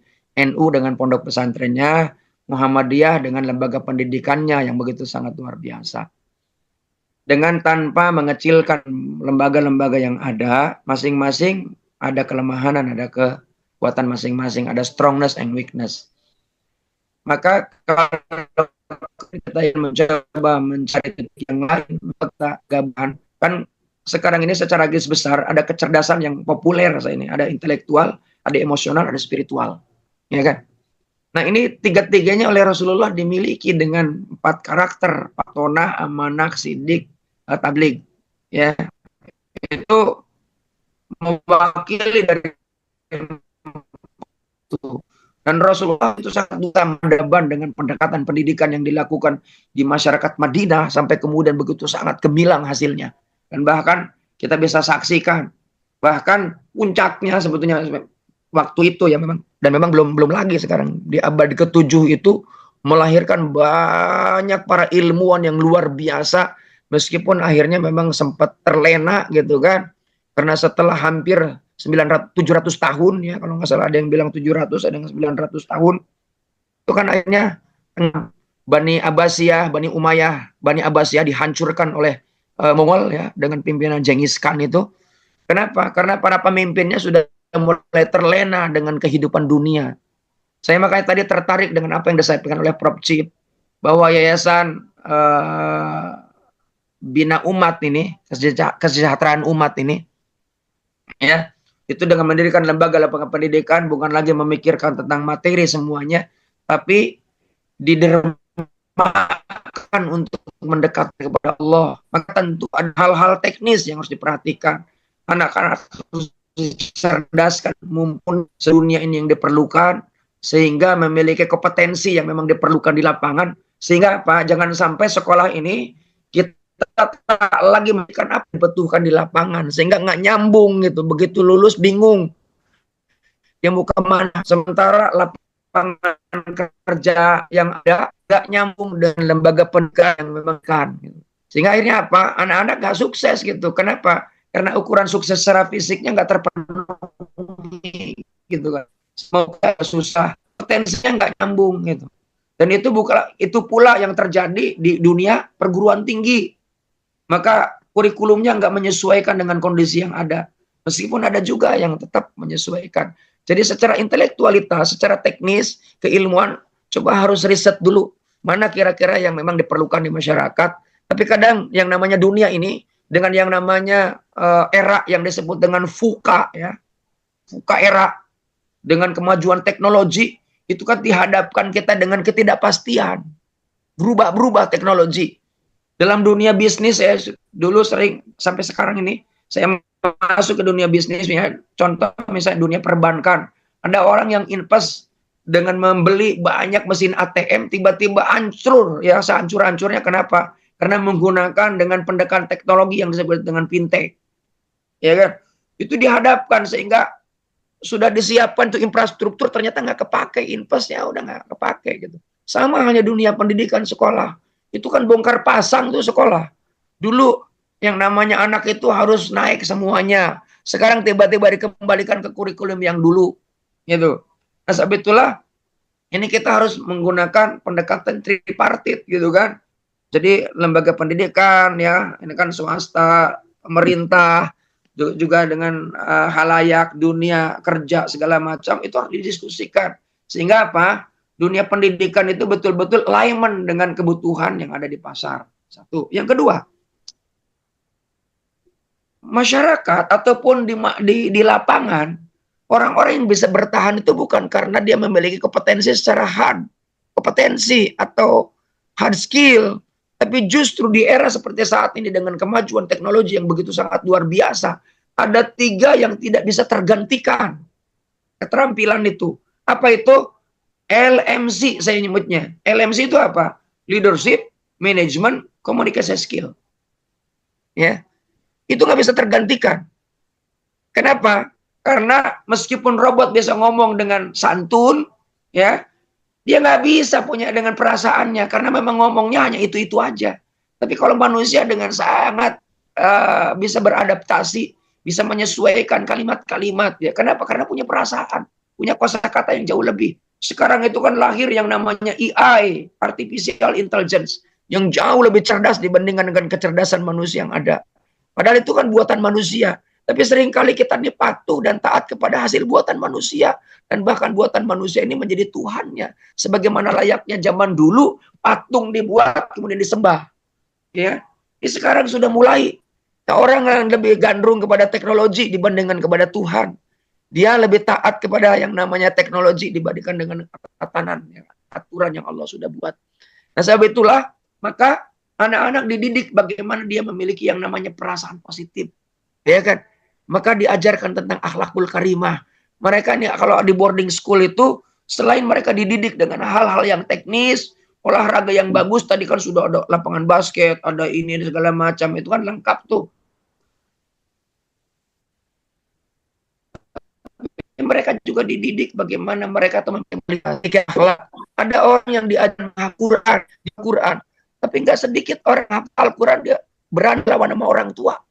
Gitu kan, dia nggak hormat sama yang tua, dia hafal ayat Al-Quran, ya, karena mereka hanya dididik untuk menghafal Al-Quran, tapi moralnya nggak diajarin, tata keramanya nggak diajarin. Sekarang itu yang namanya kearifan lokal, cium tangan itu dianggap menjadi sesuatu yang tidak lagi relevan. Apalagi kemarin kita disuguhkan dengan COVID, Pak. Cium tangan itu banyak bakteri, banyak virus yang akan berpindah kepada bibir gitu, adalah cium tangan itu. Nah, itu harus kita luruskan gitu kan. Kita hormat sama orang tua, hormat sama yang lebih senior, meskipun kita ilmunya tinggi, itu namanya akhlakul karimah yang dididik oleh Rasulullah. Sahabat meskipun ada yang lebih pintar dibandingkan dengan Rasulullah, gak berani mentang-mentang lebih pintar. Meskipun Rasulullah pernah bilang, wa antum a'lamu bi umur dunyakum. Tapi para sahabat pernah ngomong itu sama Rasulullah. Karena Rasulullah adalah utusan Allah yang betul-betul para sahabat memberikan pelajaran kepada kita tentang tata krama, tentang moralitas, tentang aturan. Tapi tadi sudah diperlihatkan di awal, ya, orang-orang yang ada di yayasan ini, ya, orang-orang yang berkecimpung di dunia pendidikan memberikan penghormatan kepada Pak Cip. Meskipun Pak Cipnya nggak gila hormat gitu, Pak Cip biasa aja. Ketika ketemu dengan saya juga orang biasa saja gitu, nggak perlu dihormati, nggak perlu ini dan itu, gitu kan. Tapi kita tetap memiliki kesantunan, kita harus punya perasaan, ya kan.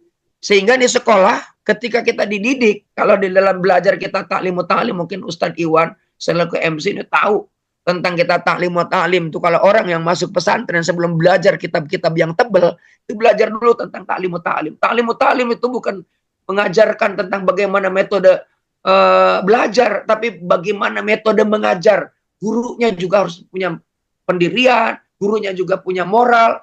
Jadi yang namanya uswatun hasanah, ya, itu namanya mauidhah hasanah. Nggak bisa akan hasilnya ini namanya uswah. Ya, uswatun hasanah itu adalah perilaku yang baik. Mauidhah hasanah itu harus berbarengan dengan yang namanya uswatun hasanah.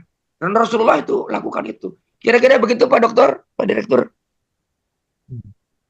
Baik, Terima kasih. terima kasih jawabannya Pak Profesor. Selanjutnya masih ada barangkali silahkan. Waktu sudah menunjukkan pukul 5:37. Nampaknya mohon maaf Pak Profesor, ini diskusi kalau dilanjutkan insya Allah akan terus ini banyak yang akan bertanya. Namun mohon maaf waktu kita terbatas. ya, mungkin untuk persiapan berbuka. Begitupun juga di kawan-kawan kami sedang ada juga yang di perjalanan, kemudian ada yang sudah mudik nih, alhamdulillah luar biasa. Masya Allah. Mudah-mudahan Selamat-selamatnya. tadi apa yang sudah disampaikan oleh Pak Profesor menjadi ilmu yang bermanfaat untuk kami semuanya, khususnya di lingkungan pendidikan. Mudah-mudahan semuanya bisa diaplikasikan dalam kehidupan sehari-hari. Selanjutnya, Boleh saya sedikit komentar? oh baik, silakan Ah, Pak. baik, terima kasih.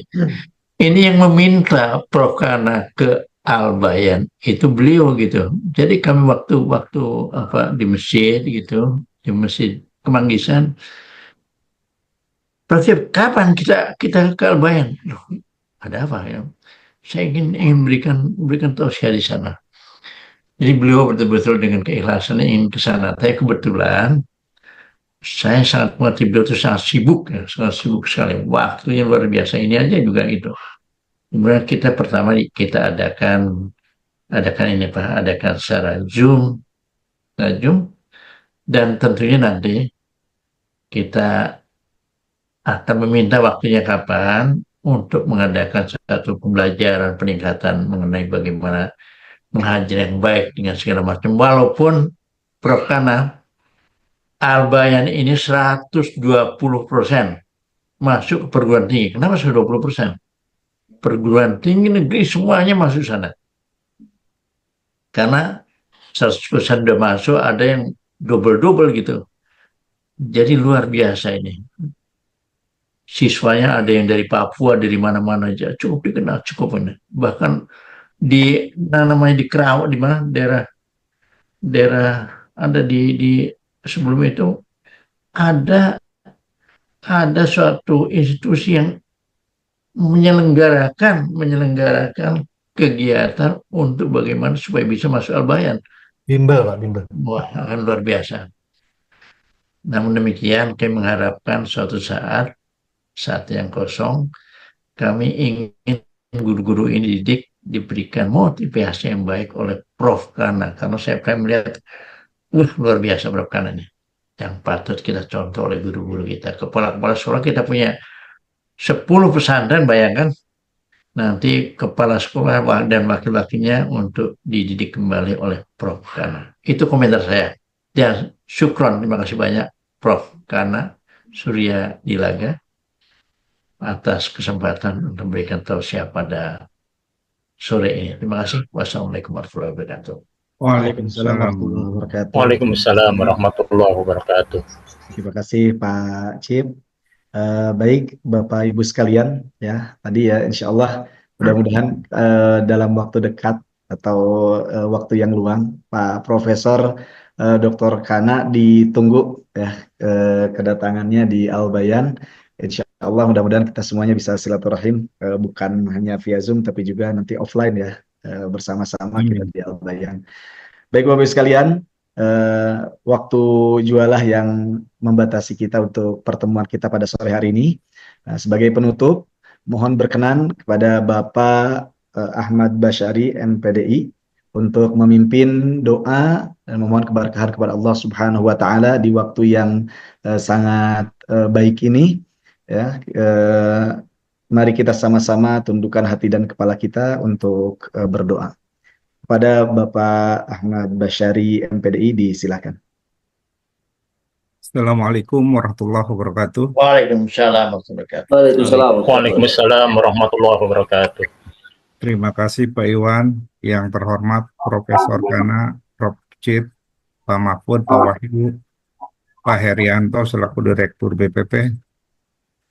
Hadirin rahimakumullah, marilah di akhir acara ini kita sejenak menundukkan hati dan pikiran kita mengangkat kedua belah tangan kita bermunajat kepada Allah Subhanahu wa taala. Bismillahirrahmanirrahim. Alhamdulillahirabbil alamin. Hamdan na'imin, hamdan syahidin, hamdan yuwafi ni'amahu wa yukafi'u mazidah. Ya Rabbana kafir kama yanbaghi lil jalali wajhikal karim wa azim sultanik. Allahumma sholli ala sayyidina Muhammad wa ala ali sayyidina Muhammad. Allahumma sholli ala Ibrahim wa ala Ibrahim wa barik ala Muhammad كما باركت على إبراهيم وعلى إبراهيم في العالمين إنك حميد مجيد. اللهم إنا نسألك السلامة في الدين Amin. وعافية في الجسد Amin. وزيادة في العلم Amin. وبركة في الرزق Amin. ورحمة عند الموت ومغفرة بعد الموت ومغفرة بعد الموت. اللهم هون علينا في سكرات الموت والنجاة من النار والعفو عند الحساب. اللهم إنا نسألك حسن الخاتمة. Amin. اللهم إنا نسألك حسن الخاتمة. Amin. اللهم ارزقنا التوبة النصوح قبل الموت. Amin. اللهم ارزقنا التوبة النصوح قبل الموت. اللهم أرنا الحق حقا وارزقنا اتباعه وأرنا الباطل باطلا وارزقنا اجتنابه. Amin. ربنا لا تؤاخذنا إن نسينا أو أخطأنا. ربنا ولا تحمل علينا إصرا كما حملته على الذين من قبلنا. ربنا ولا تحملنا ما لا طاقة لنا به واعف عنا واغفر لنا وارحمنا أنت مولانا فانصرنا على القوم الكافرين. ربنا لا تزغ قلوبنا بعد إذ هديتنا وهب لنا من لدنك رحمة إنك أنت الوهاب. ربنا آتنا في الدنيا حسنة وفي الآخرة حسنة وقنا عذاب النار. سبحان ربك رب العزة عما يصفون وسلام على المرسلين والحمد لله رب العالمين. Assalamualaikum warahmatullahi wabarakatuh. Waalaikumsalam warahmatullahi wabarakatuh. Baik, Bapak Ibu sekalian, terima kasih kepada Bapak Ahmad Basyari MPDI yang sudah memimpin doa. Mudah-mudahan Allah Subhanahu wa taala mengijabah doa-doa kita semuanya. Bapak Ibu sekalian, terima kasih atas kebersamaannya. Saya selaku MC dan pemandu acara pada kesempatan sore ini mohon maaf sebesar-besarnya jika ada hal yang kurang berkenan selama saya memandu acara ini. Taqabbalallahu minna wa minkum siyamana wa siyamakum wa ja'alana Allahu wa iyyakum minal a'idin wal faizin. Terima kasih atas kebersamaannya sekali lagi. Taqabbal ya Karim, taqabbal ya Karim. Memberikan rahmatnya kepada kita semuanya. Amin. Amin, amin. Terima kasih kepada Bapak Direktur yang sudah mengisi sesi kegiatan ini, Bapak-bapak di Yayasan, orang tua kita semuanya, Bapak Cip, Pak Mahfud, Pak Wahyu, dan mudah-mudahan Allah Subhanahu wa taala senantiasa limpahkan kesehatan, keberkahan untuk kita semuanya. Terima kasih sekali lagi Pak Profesor Kana, ya. Kami tunggu kehadirannya di Al Bayan insyaallah. Baik, demikian Bapak Ibu sekalian, terima kasih. Assalamualaikum warahmatullahi wabarakatuh. Waalaikumsalam warahmatullahi wabarakatuh.